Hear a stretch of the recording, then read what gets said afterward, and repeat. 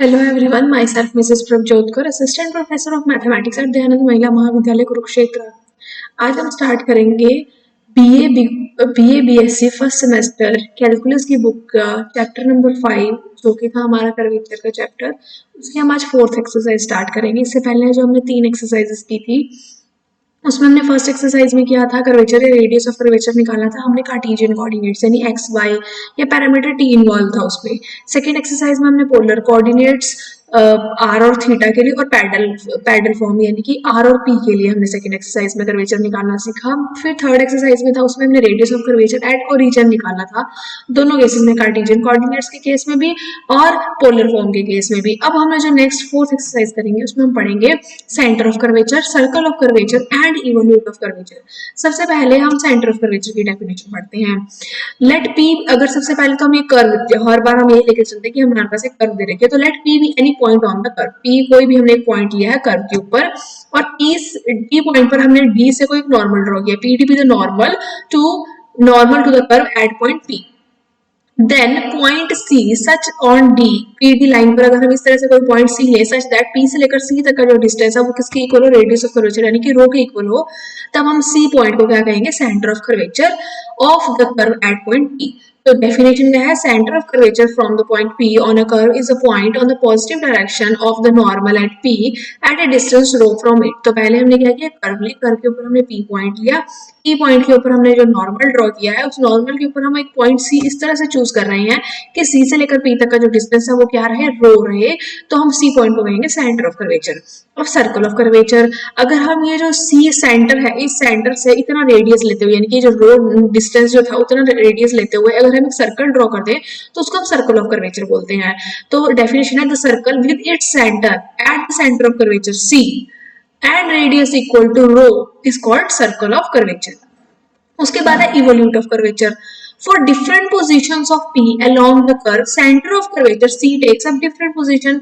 अब जैसे हमने एक कर्व, इस कर्व के ऊपर एक P पॉइंट ले लिया, अगर हम आगे कोई और पॉइंट ले लेते, इसी तरह से अगर आगे आगे हम अलग अलग पॉइंट लेते रहते, अलग अलग पॉइंट के ऊपर अलग अलग नॉर्मल आने थे, हर एक का अलग अलग सेंटर ऑफ कर्वेचर आना था, तो सेंटर ऑफ कर्वेचर का जो लोकस निकलता उस लोकस को हम बोलते हैं इवोल्यूट ऑफ कर्वेचर। अब लोकस का मतलब कि यानी कि कोई ऐसे रिप्रेजेंटेशन, कोई ऐसी एक इक्वेशन जिसमें वो सारे के सारे C centre of curvature cover हो जाए, उसको हम बोलते हैं लोकस ऑफ कर्वेचर। तो यानी कि ये जो हमारी डेफिनेशन बनी इवोल्यूट ऑफ कर्वेचर, वो क्या बनी, इवोल्यूट ऑफ कर्वेचर का मतलब ये हुआ अगर हमारे पास एक कर्व दे रखी है, उस कर्व के हम डिफरेंट डिफरेंट पॉइंट्स पर अगर हम सेंटर ऑफ कर्वेचर निकाल रहे हैं, उन सेंटर ऑफ कर्वेचर का जो लोकस मिलेगा उस लोकस को हम बोलेंगे इवोल्यूट ऑफ कर्वेचर।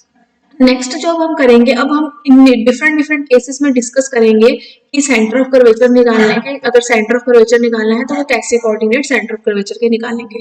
तो अगर हमारे पास इक्वेशन कोई भी हमारे पास कर्व दे रखी है y is equal to F of X, उस पर कोई हमें पॉइंट P दे रखा है, उसके लिए हम सेंटर ऑफ कर्वेचर के कोऑर्डिनेट्स देखेंगे कि वो कोऑर्डिनेट्स क्या आएंगे।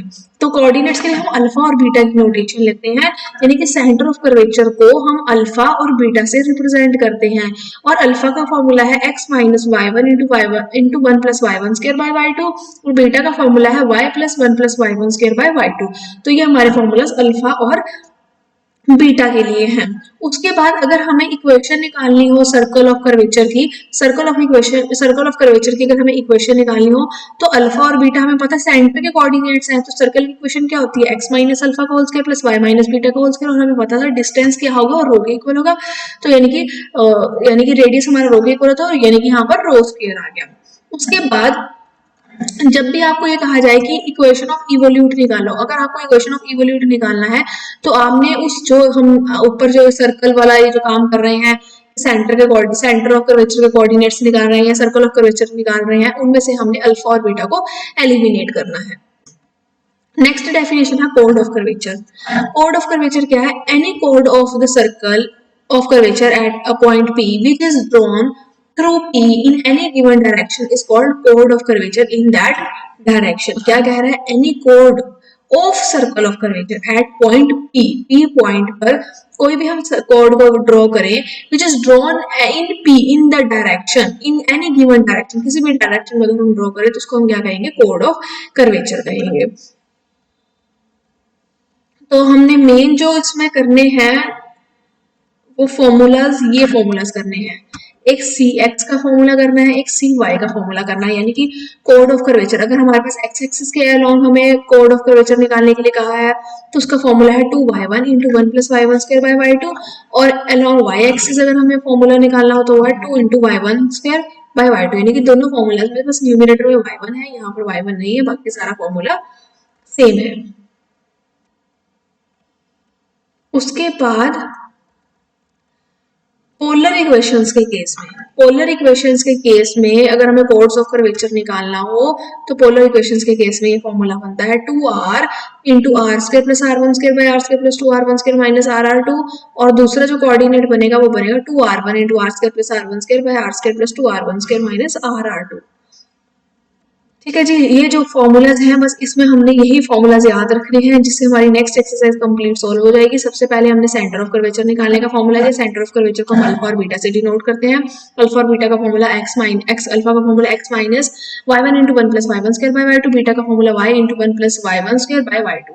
उसके बाद सर्कल ऑफ कर्वेचर निकालने के लिए x minus alpha square plus y minus beta square is equal to rho square, और अगर हमें इवोल्यूट निकालना है, इक्वेशन ऑफ इवोल्यूट निकालना है तो इस वाले में से सेंटर के जो कोऑर्डिनेट्स हैं उसमें से हमें अल्फा और बीटा को एलिमिनेट कर देना है। फिर कोड ऑफ कर्वेचर की हमने डेफिनेशन पढ़ने के बाद हमने देखा कि कोड्स ये जो सी एक्स और सी वाई निकालने का फॉर्मूला है, यानी कि अगर अलोंग कोड ऑफ कर्वेचर निकालना हो, अलोंग एक्स एक्सिस निकालना हो तो सी एक्स का formula 2y1 into one plus Y one square by Y two, और सी वाई का formula 2 into one plus Y one square by Y two. फिर polar के कोऑर्डिनेट्स के केस में यानी आर और थीटा के केस में हमने ये सी नॉट और सी पी से डिनोट किया है, उनके ये दो फॉर्मूलाज हैं। तो अब हम एग्जांपल नंबर 1 से स्टार्ट करते हैं। Find the codes of centre of curvature at any point in the ellipse. Ellipse की जगह वो ये भी दे सकते थे एक्स और वाई, और फिर क्या फाइंड आउट करना है, इवोल्यूट, इक्वेशन ऑफ इवोल्यूट। पहले हमें क्या निकालना है, सेंटर ऑफ कर्वेचर को कोऑर्डिनेट्स निकालने, फिर इवोल्यूट निकालना है। इलिप्स दे रखा है, आपको मैंने पहले भी बताया था, अगर एक्स और वाई इस तरह से इलिप्स की इक्वेशन दे रखी है तो आप एक्स और वाई को इस तरह से सब्स्टिट्यूट करोगे कि एक्स और वाई की वैल्यू पुट करने पर राइट हैंड साइड 1 की इक्वल आ जाए। तो वो हमें वैसे भी दे रखे स्टेटमेंट में x is equal to a cos theta और y is equal to b sin theta. तो जैसे यहाँ पर आप पुट करोगे वो 1 आ जाता है, तो यानी कि हमने पैरामीट्रिक फॉर्म जो यूज करनी है वो ये यूज करनी है, X is equal to a cos theta and Y is equal to b sin theta.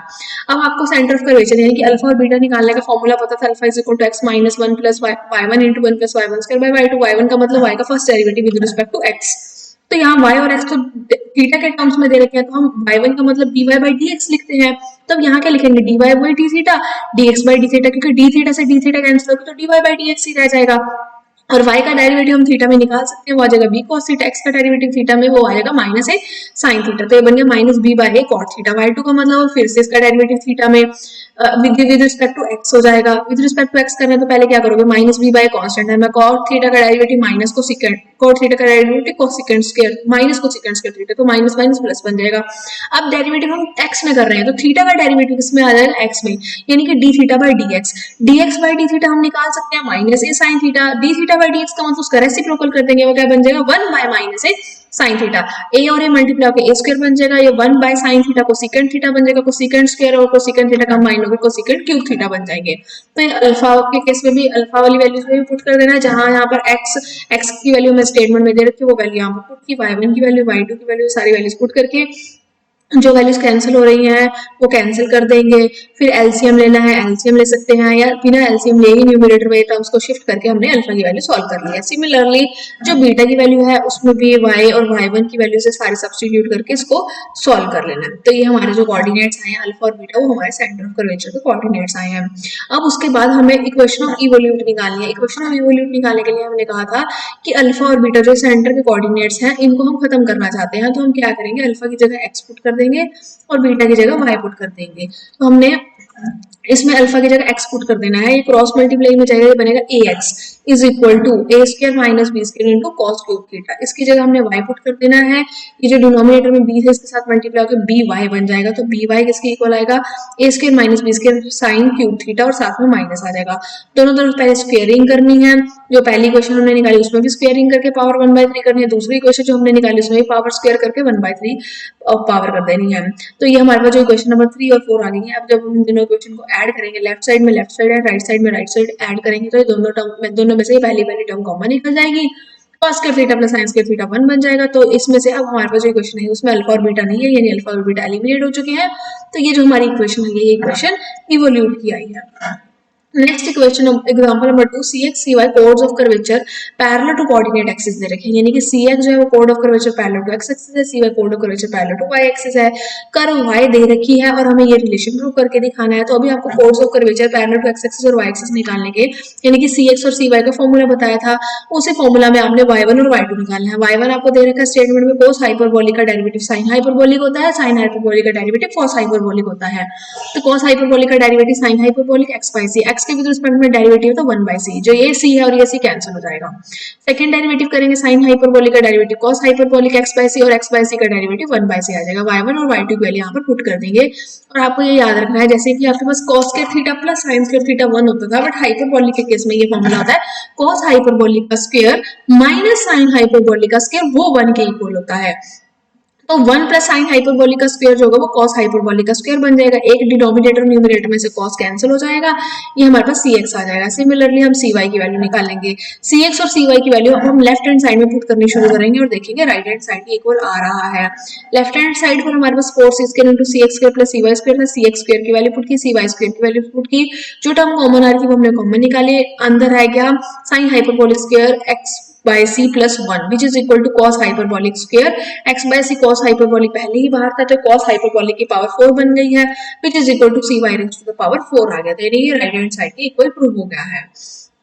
Next example number 3, show that the circle of curvature at this point on the curve is this।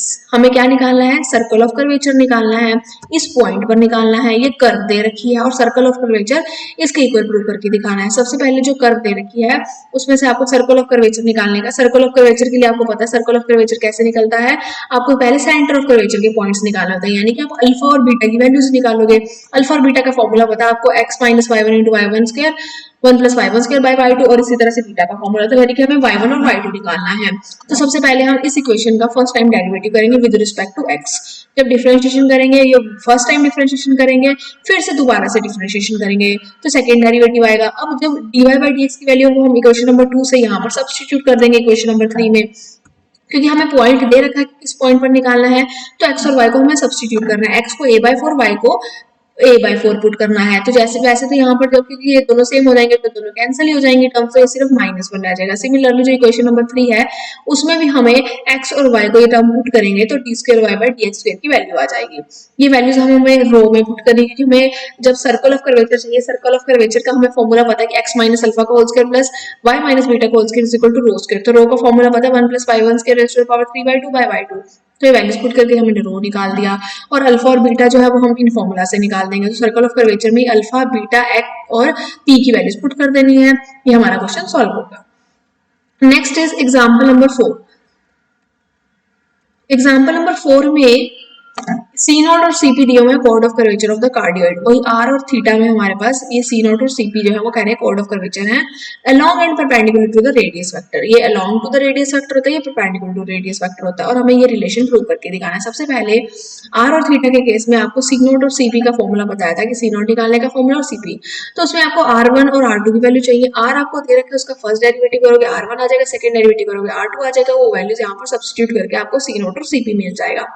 Left hand side पर जो सी not square और CP square है आपने उसमें value put कर देनी है। Left hand side को जब आप सॉल्व करोगे तो आप देखोगे कि वो लास्ट में सॉल्व करते करते वो किसके इक्वल आ जाएगा, राइट हैंड साइड के इक्वल आ जाएगा।